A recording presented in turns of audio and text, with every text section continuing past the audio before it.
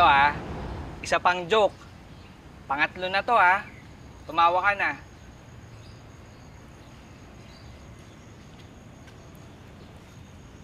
Sweetheart. Sige na, tumawa ka na, please. Kahit yung plastic na tawa lang, kahit yung kahit yung ganun lang. Alam mo namang sa'yo tumataas yung confidence ko eh. Ikaw ang #1 fan ko, di ba? Please. Game? Game. Okay.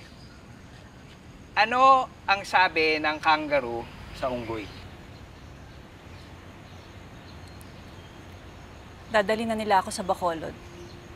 Doon na muna daw ako. Hindi.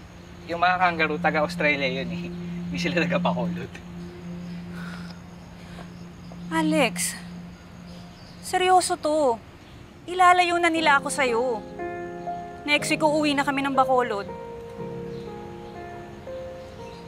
Joke ba yan?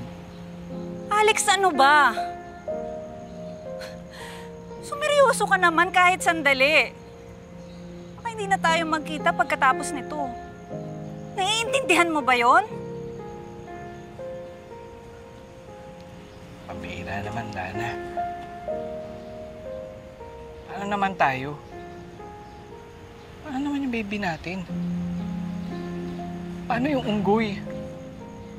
Hindi ko na mababato yung joke sa'yo, ganun ba?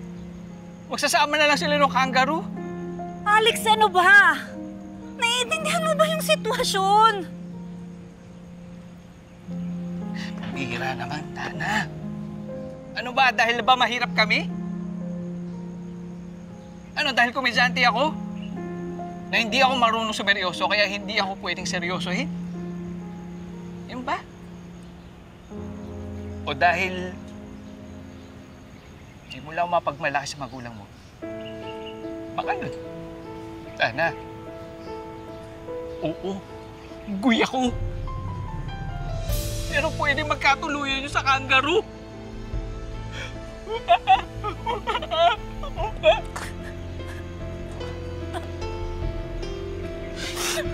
Rian.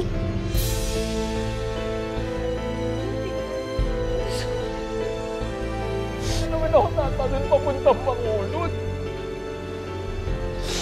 Sorry.